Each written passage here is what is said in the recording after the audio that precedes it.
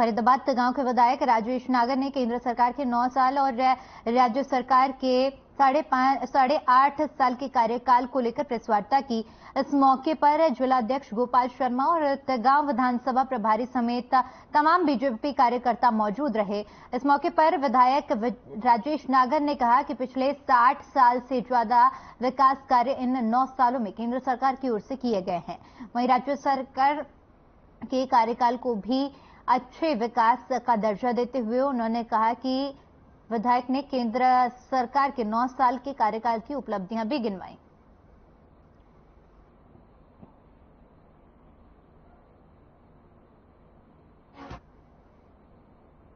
जो तरक्की जो हमारे देश में की है, शिक्षा से, चिकित्सा से, जो व्यवस्थाएं जो की हैं, गरीब आदमी के खान की जो बात की है, गरीब आदमी का जो मुफ्त में इलाज जो वंचित रहता था, उसमें प्रगति हुई है। प्रगति के माध्यम से ही देश और दुनिया में जो भारत का नाम रोशन हुआ है और आप सब देखते हैं।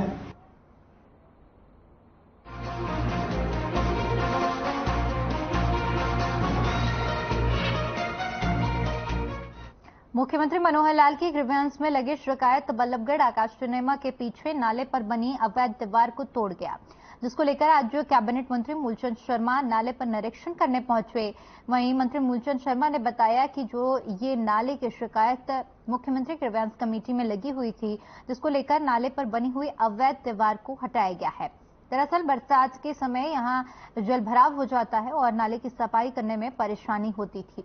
दीवार तोड़ने पर अब कोई दिक्कत नहीं हो रही, नाले की सफाई करने में आसानी रहेगी। और वहीं मुख्यमंत्री ने कहा कि 15 दिनों में इस नाले को दुरुस्त करके मुझे रिपोर्ट पेश की जाए, इसलिए मुख्यमंत्री का आदेश हमारे लिए सर्वप्रिय है।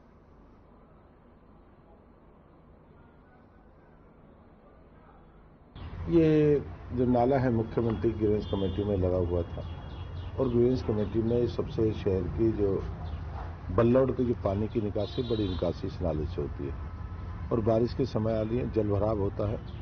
और ये किसी की दीवार नहीं, ये निगम की 44 फुट रास्ता है और 44 रास्ते में जितनी भी जो भी अड़चने आएंगी सबको दूर करेंगे और नाले को साफ करें। मुख्यमंत्री ने ग्रीवेंस कमेटी में गया और मुख्यमंत्री जी ने कहा 15 दिन में इस नाले को दुरुस्त करके मुझे रिपोर्ट पेश करें और मुख्यमंत्री का आदेश हमारे लिए सर्वप्रिय है।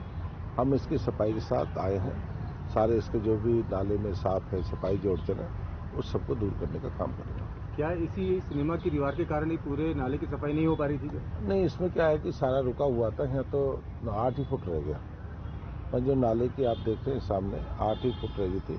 अगर नाले के लिए पूरी जगह मिलती है तो यहाँ डंपर लेके एक रोड बनेगा और रोड से सफाई होकर सब मलबा भर के पार निकल जाएगा। ये बड़ा काम है और जब तक रास्ता नहीं होगा जिस आदमी के लिए, फिर जमीन रास्ता हमारे पास है तो फिर परेशानी क्या है।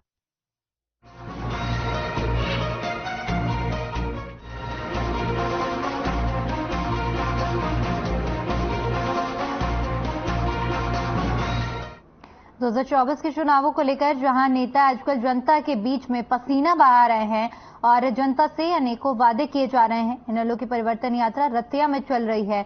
इस परिवर्तन यात्रा में इनेलो को लोग भरपूर समर्थन दे रहे हैं। इसी परिवर्तन यात्रा में इनेलो के नेता अभय चौटाला मीडिया से रूबरू हुए और केंद्र सरकार पर जमकर निशाना साधा। अभय चौटाला ने कहा कि अब किसानों पर प्रदेश सरकार की एक और मार पड़ने वाली है। उन्होंने कहा कि मुख्यमंत्री ने बयान दिया था कि किसान को खाद लेने के लिए पहले पोर्टल पर जाकर ब्यौरा देना होगा कि कितनी खाद किस लिए चाहिए और उसके बाद खाद मिलेगी। अभय चौटाला ने चुटकी लेते हुए कहा कि आने वाले समय में लोगों को यह भी बताना पड़ेगा कि हमारे घर में सब्जी कितनी चाहिए।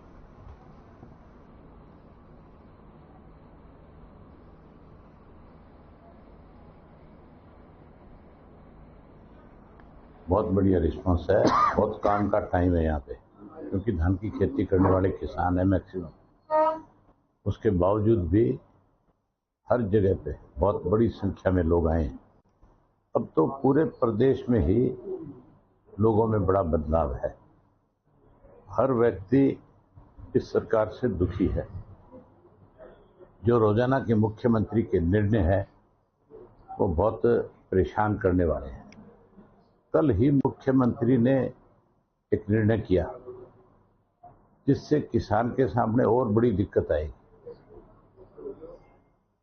मुख्यमंत्री ने कहा है कि अब खाद भी आप लेने जाओगे तो पहले पोर्टल पे आप लिखोगे कि मुझे इतनी खाद चाहिए और किस लिए चाहिए। कमाल की बात नहीं है कि हम बाजार से कोई सामान खरीदने जाएंगे, कल को मुख्यमंत्री ये ऑर्डर भी कर सकता है कि सब्जी खरीदने जाओगे तो भी लिख के बताओगे कि सब्जी।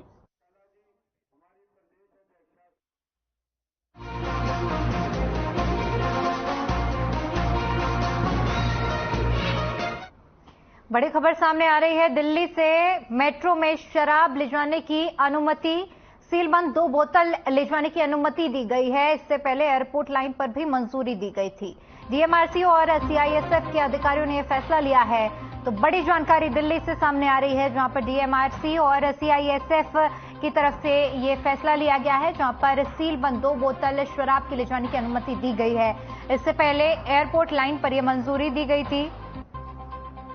डीएमआरसी और सीआईएसएफ के अधिकारियों ने ये फैसला लिया है, जिसके बाद अब मेट्रो में शराब ले जाने की अनुमति दे दी गई है, लेकिन सीलबंद 2 बोतलें ले जाने की ही अनुमति दी गई है। तो बड़ी जानकारी दिल्ली से सामने आ रही है, जहां पर डीएमआरसी और सीआईएसएफ के अधिकारियों ने बड़ा फैसला लिया है, जिसके तहत अब दिल्ली मेट्रो में शराब ले जाने की अनुमति दे दी गई है, लेकिन इसमें सीलबंद मात्र 2 बोतलें ले जाने की अनुमति दी गई है। तो जानकारी साझा की गई है दिल्ली मेट्रो की तरफ से, जिसमें इस चीज का आधिकारिक बयान दिया गया है कि 2 सीलबंद बोतल दिल्ली मेट्रो में अब अलाउड है। बता दें कि इससे पहले एयरपोर्ट लाइन में भी अनुमति दी गई थी, जिसके बाद अब दिल्ली मेट्रो में भी ये अनुमति दी गई है।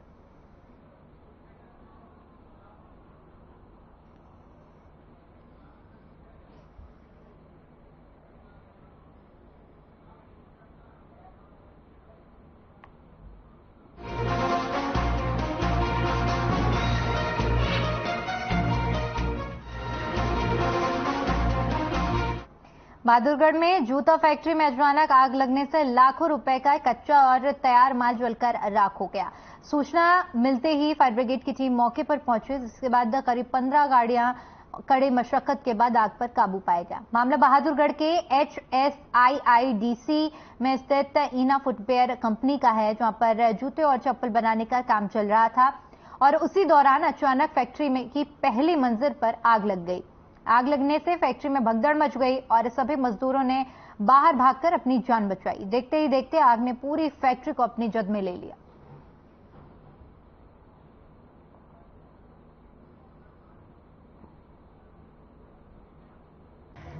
ये ईना फुटवेयर इंडस्ट्री है सेक्टर 17 में। इसमें ऊपर जो 2 मंजिल थी पहले, उसमें पहले फायर हुई थी थोड़े टाइम पहले, अब दोबारा जो है इसके सेकंड फ्लोर पर दोबारा से फायर हो गई है।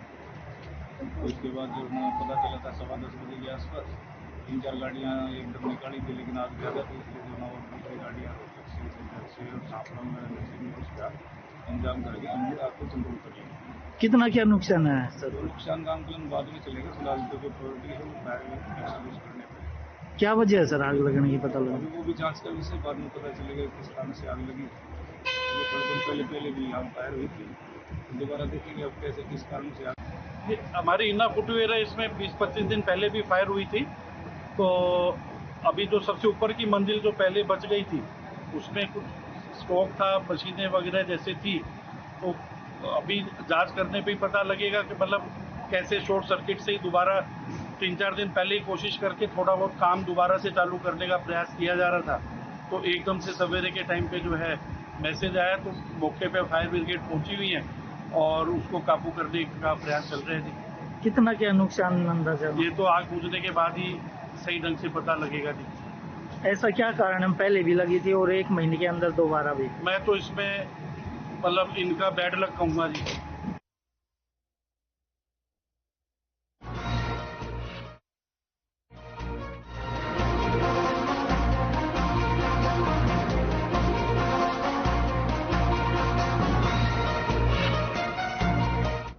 झज्जर में तेज रफ्तार का कहर देखने को मिला। यहां तेज रफ्तार कैंटर ने 3 प्रवासी मजदूरों को मौत की नींद सुला दिया, जबकि एक गंभीर रूप से घायल बताया जा रहा है। सभी मजदूर यूपी के रहने वाले थे। तो वहीं हादसे के बाद कैंटर चालक मौके से फरार हो गया। हादसे की सूचना मिलते ही पुलिस ने मौके पर पहुंचकर मामले की जांच शुरू कर दी है।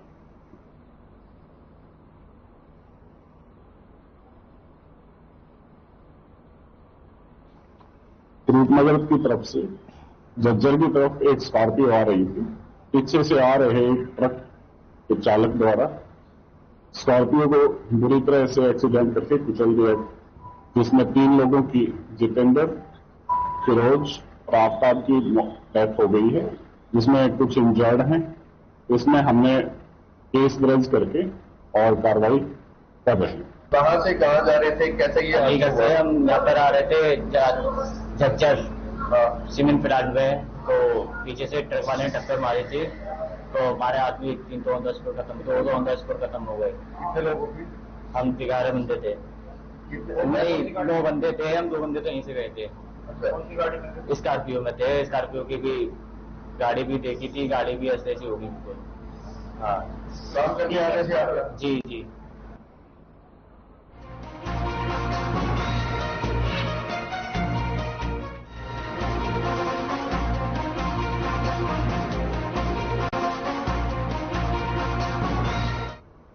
करीब 7 दिन पहले अचानक रहस्यमयी परिस्थितियों से लापता हुए गांव खेड़ी जट के रोहतास का शव पुलिस ने गांव में पानी से भरे खेतों में बरामद किया है। रोहतास की मौत कैसे हुई, अभी इस बात का खुलासा नहीं हो पाया है, लेकिन पुलिस का कहना है कि 7 दिन पहले रोहतास के परिजनों ने उसके लापता होने की सूचना पुलिस को दी थी, जिसके बाद पुलिस ने मामला दर्ज किया था। पुलिस को सूचना मिली थी कि गांव बदाना के खेत में एक व्यक्ति का शव पड़ा हुआ है। फिलहाल पुलिस ने मृतक के परिजनों को पोस्टमार्टम के बाद शव को सौंप दिया है और आगे की कार्रवाई शुरू कर दी है।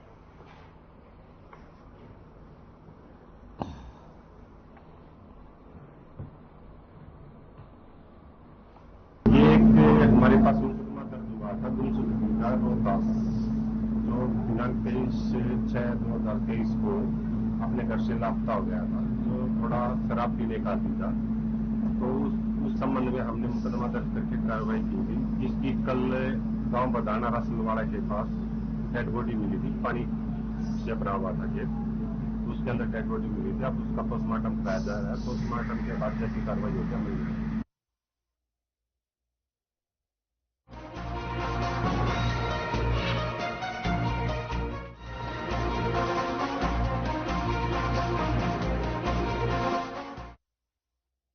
गांव जाटवास से जांज देवास सड़क पर 2 बाइकों के आमने सामने की भिड़ंत हो गई, जिसमें एक गंभीर रूप से घायल हो गया। घायल युवक को प्राथमिक उपचार देने के बाद उसे हायर सेंटर के लिए रेफर कर दिया गया। डायल 112 गाड़ी इंचार्ज राजकुमार ने बताया कि डायल 112 की गाड़ी महेंद्रगढ़ के गांव के लिए जा रही थी। जाटवास झांडियावास सड़क पर 2 बाइकें आपस में भिड़ंत हो गई। बाइक पर सवार एक युवक गंभीर रूप से घायल हो गया, जिसको डायल 112 की गाड़ी ने बैठाकर नागरिक अस्पताल महेंद्रगढ़ पहुंचाया गया।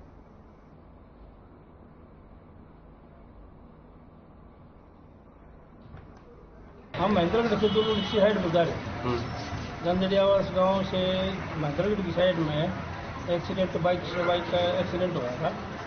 जो इंजर्ड को हम अपनी गाड़ी में डाल के हॉस्पिटल में लाए, जिनका इलाज चल रहा है।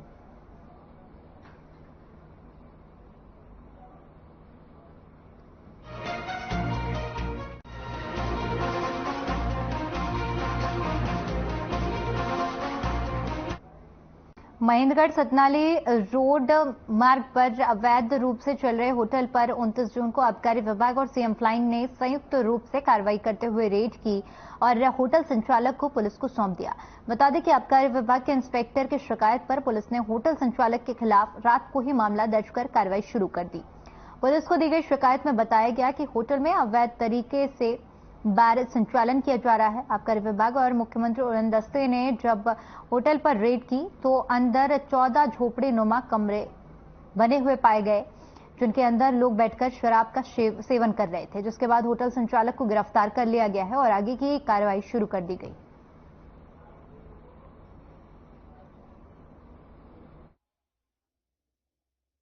मुख्यमंत्री उड़न दस्ता रेवाड़ी की टीम के द्वारा सतनाली में बिट्टू ढाबा है एक, जो कि गुप्त सूचना थी कि बिना लाइसेंस बिना परमिट के वो शराब पिलाते हैं लोगों को, जिसके आधार पर स्थानीय पुलिस और आबकारी विभाग के अधिकारियों के साथ जब आज वहाँ रेड की गई तो वहाँ पे लोगों को अवैध रूप से शराब पिलाते हुए मिले बिना लाइसेंस परमिट के, जिसके आधार पर वहाँ पर उनके खिलाफ जो संबंधित थाने में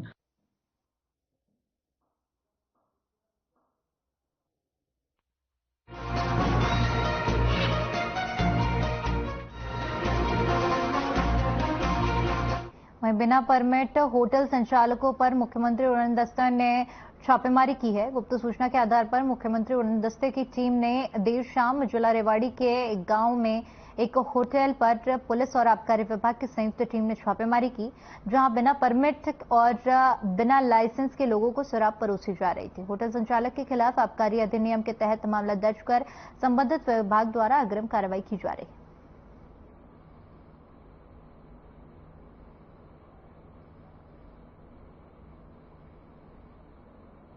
मुख्यमंत्री उड़न दस्ता रेवाड़ी की टीम ने आज उच्च अधिकारियों के आदेश से जो अनधिकृत रूप से शराब की दुकानें हैं, जो हते हैं यानी कि जो शराब पिलाते, तो निगानियाबास एक गांव है, वहां पे राव होटल था। वहां पे राव होटल पे जो उनके पास ना कोई लाइसेंस है ना परमिट है और वो वहां पे शराब पीने की सूचना थी, जिस पर स्थानीय पुलिस और आबकारी विभाग के अधिकारियों के साथ जो रेड की गई तो वहाँ जो एक सज्जन थे वो जो शराब पिला रहे थे अवैध रूप से लोगों को, उनको आज उनके खिलाफ नियमानुसार कार्रवाई संबंधित थाने में एफआईआर दर्ज करके की जा रही है।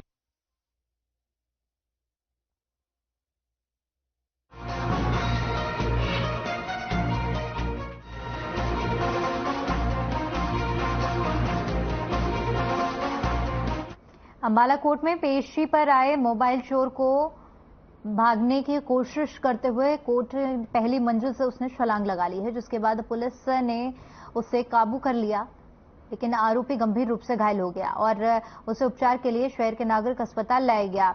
आरोपी अमन को पुलिस ने कैंट लालकुर्ती स्थित गुरुद्वारा साहिब में मोबाइल चोरी करने के मामले में कल गिरफ्तार किया था।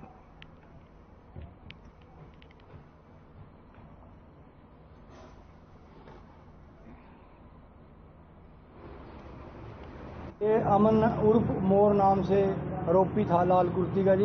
इसने गुरुद्वारा साहब से मोबाइल चोरी किया था। इसको कल अरेस्ट किया था हमने और आज मोबाइल बरामद करने के लिए इसके रिमांड के लिए कोर्ट में ले गए थे और इसने पुलिस कस्टडी से भागने की कोशिश की और नीचे छलांग लगा ली। इसको सिर पे चोट लगी है और अब इसको इलाज के लिए सिविल अस्पताल अम्बाला लेकर आए हैं और इसका इलाज करा के दोबारा से कोर्ट में माननीय अदालत में पेश किया जाएगा। सिर में चोट है और टांग पे चोट है। कौन से मंदिर? लाल कुर्ती गुरुद्वारा से नहीं। हाँ, ये क्रिमिनल टाइप आदमी है और नशा वगैरह का भी आती है। हाँ, पुलिस कस्टडी से भागना चाहता था ये।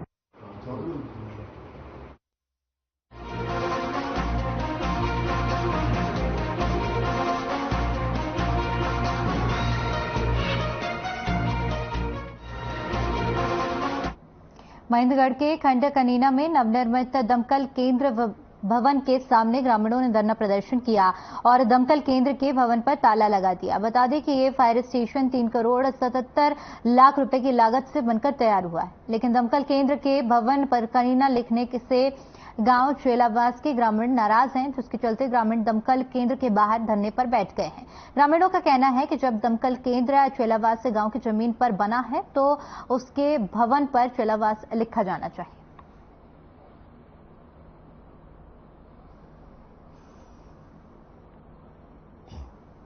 ये रीजन ये है जी, ये जो फायर ब्रिगेड है इसके ऊपर कहना लिखा है चेलावास की जमीन है, चेलावास के रिकॉर्ड में नाम है, इसका नाम चेलावास होना चाहिए फायर ब्रिगेड पे। इससे मिले थे हम जो ठेकेदार इससे हुए, बोले सेक्रेटरी से बात करो, सेक्रेटरी से बात करी, सेक्रेटरी ने 86 लाख रुपए दे रखे हैं। हम अपना गेट बंद करके धरने बैठ गए। तो कितने दिन चलेगा धरना? धरना कई दिन चल जाओ, जब तक नाम नहीं मिटेगा हम नहीं उठेंगे। आज 4 साल लग जाओ। आज जो आप धरने पे बैठे हो, क्या आपकी मांग है? नाम रणधीर सिंह, सन ऑफ श्री फूलचंद, गांव चेलावास। हम चेलावास के दमकल विभाग पर पहुंचे, वहां हमने धरना दिया और विरोध प्रदर्शन किया। उस पर कनीना दमकल केंद्र लिखा हुआ है। कनीना दमकल केंद्र के बजाय चेलावास दमकल केंद्र कनेड़ा या महेंद्रगढ़ हरियाणा कुछ भी देखो। ये हमारे गांव की जमीन है और हमने जो भी पंचायत ने जो मुआवजा लिया वो ये बिल्डिंग हमारे गांव की सीम में बन रही है। हमारे गांव की पंचायत ने रजिस्ट्री कराई है और इस पे उपदमकल चेलावास लिखना था, ये इस पर लिख दिया मतलब दमकल कनीना। तो ये कनीना का यहाँ कोई रोल ही नहीं है। कनीना का तो खंड में भी नहीं होना चाहिए इसका नाम, तो क्योंकि ये दमकल विभाग है, ये कोई खंड के नीचे नहीं आता। ये तो खाली हमें चेलावास की जमीन दी है, खाली चेलावास ही होना चाहिए। इसमें दमकल का कोई रोल नहीं, कनीना खंड खुंड का या उसमें चेलावास महेंद्रगढ़ हरियाणा आना चाहिए। इसमें कनीना का कोई रोल नहीं होना चाहिए, क्योंकि कनीना वालों ने यहाँ भाई जो भी वहाँ मंडी पर भी लिख रहे थे, लेकिन हमने मंडी पर भी चेलावास लिखवा रखा है।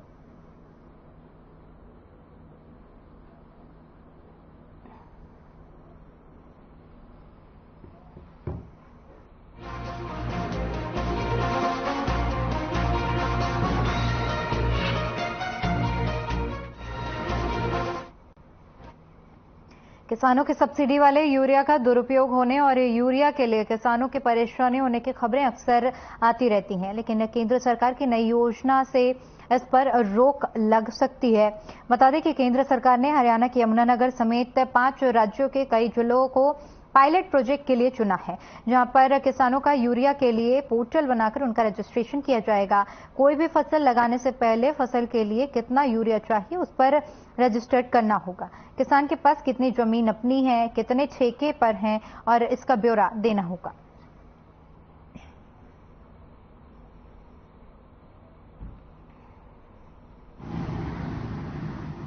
समय समय पर खाद की कालाबाजारी और शॉर्टेज को देखते हुए सरकार ने जिला यमुनानगर के लिए एक पोर्टल लॉन्च किया है।